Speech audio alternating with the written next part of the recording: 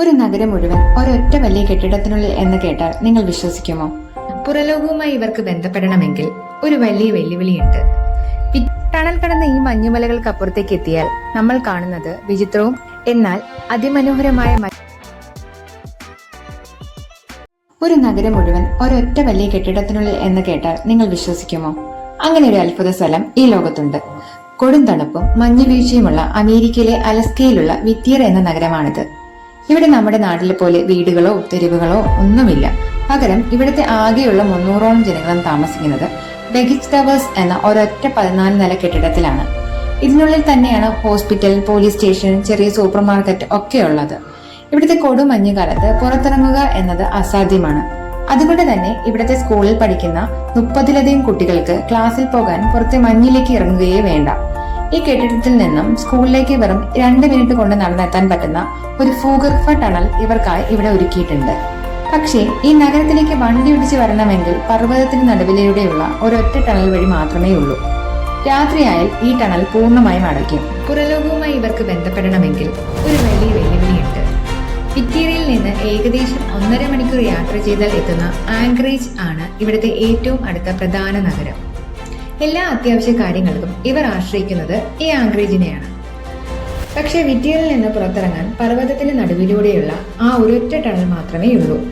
ട്രെയിനുകളും കാറുകളും ഒരേ സമയം കടന്നു പോകുന്ന അത്ഭുതകരമായ ഈ ടണൽ രാത്രിയായാൽ പൂർണ്ണമായും അടച്ചിടും.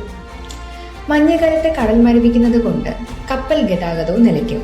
അതുകൊണ്ട് തന്നെ എപ്പോൾ ആംഗ്രേജിലേക്ക് പോകണം, എപ്പോൾ തിരിച്ചെത്തണം എന്ന് ടണലിന്റെ സമയം നോക്കി കൃത്യമായി പ്ലാൻ ചെയ്ത് മാത്രമേ ഇവർക്ക് ജീവിക്കാൻ കഴിയൂ. ചെറിയൊരു പിഴവ് സംഭവിച്ചാൽ പോലും ആ രാത്രി ഇവർക്ക് നഗരത്തിന് പുറത്ത് കഴിയേണ്ടി വരും. ഏറ്റവും അത്ഭുതകരമായ കാര്യം എന്താണെന്നാൽ ടണൽ അടച്ചു കഴിഞ്ഞാൽ പിന്നെ അത് തുറക്കുക എന്നത് വലിയൊരു കടമ്പയാണ്. വലിയ ആരോഗ്യ പ്രശ്നങ്ങൾ വന്നാൽ ഹെലികോപ്റ്റർ സൗകര്യം ലഭ്യമാണെങ്കിലും അല്ലാത്ത സമയങ്ങളിൽ പ്രത്യേക അധികൃതരുടെ അനുമതി ലഭിച്ചാൽ മാത്രമേ ടണൽ തുറന്ന് നൽകുകയുള്ളൂ. എന്നാൽ ടണൽ കടന്ന് ഈ മഞ്ഞുമലകൾക്കപ്പുറത്തേക്ക് എത്തിയാൽ നമ്മൾ കാണുന്നത് വിചിത്രവും എന്നാൽ അതിമനോഹരമായ മറ്റൊരു കാഴ്ചയാണ്. വിറ്റിയറിന്റെ ഏറ്റവും വലിയ പ്രത്യേകത അതിന്റെ ചുറ്റുമുള്ള ഭീമാകാരമായ മഞ്ഞുകട്ടകളാണ്. ഇതിനെയാണ് ഗ്ലേസിയറുകൾ എന്ന് പറയുന്നത്. അതായത് നൂറുകണക്കിന് വർഷങ്ങളായി ഉരുകാതെ കിടക്കുന്ന വലിയ മഞ്ഞുശേഖരം. പ്രിൻസ് വില്യം സൗണ്ടിലെ ഇത്തരം മഞ്ഞുമലകളും ഗ്ലേസിയറുകളും വലിയൊരു കാഴ്ചയാണ്. എന്നാൽ ടൂറിസ്റ്റുകളെ ആകർഷിക്കുന്ന പ്രകൃതി ഭംഗിക്കപ്പുറം നഗരത്തിന്റെ മധ്യത്തിൽ തകർന്നു കിടക്കുന്ന ഒരു ചരിത്രമുണ്ട്. ഇതാണ് വെഗ്നർ ബിൽഡിംഗ്. 1950കളിൽ നിർമ്മിക്കപ്പെട്ടപ്പോൾ അലാസ്കയിലെ ഏറ്റവും വലിയ കെട്ടിടമായിരുന്നു ഇത്. എന്നാൽ 1964 ആ ഭീമാകാരമായ ഭൂകമ്പത്തിലും സുനാമിയിലും ഇതിന് വലിയ കേടുപാടുകൾ സംഭവിച്ചു. തുടർന്നാണ് നഗരത്തിലെ എല്ലാവർക്കും സുരക്ഷിതമായി താമസിക്കാൻ സർക്കാർ ബെഗിച്ച് ടവേഴ്സ് നിർമ്മിച്ചത്. ഇന്ന് വെഗ്നർ ബിൽഡിംഗ് ആ ചരിത്രത്തെ ഓർമ്മിപ്പിച്ച് ഒരു പ്രേതാലയം പോലെ ആളൊഴിഞ്ഞു കിടക്കുകയാണ്. ഉപേക്ഷിക്കപ്പെട്ട ഇത്തരം പഴയ കെട്ടിടങ്ങളെയും അവയുടെ ചരിത്രം തേടിപ്പോകുന്ന അർബൻ എക്സ്പ്ലോറേഷൻ ഇഷ്ടപ്പെടുന്നവർക്ക് വിറ്റിയർ ഒരു വലിയ അത്ഭുതം തന്നെയാണ്.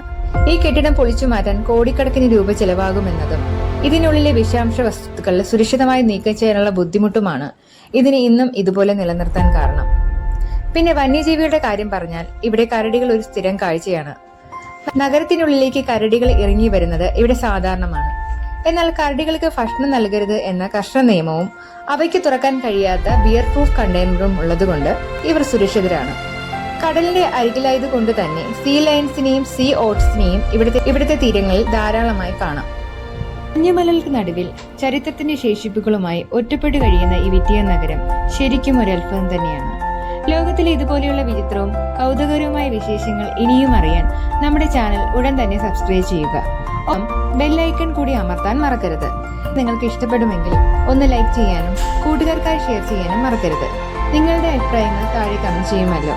അടുത്ത വീഡിയോയിൽ മറ്റൊരു അത്ഭുതകരമായ വിഷയവുമായി വീണ്ടും കാണാം.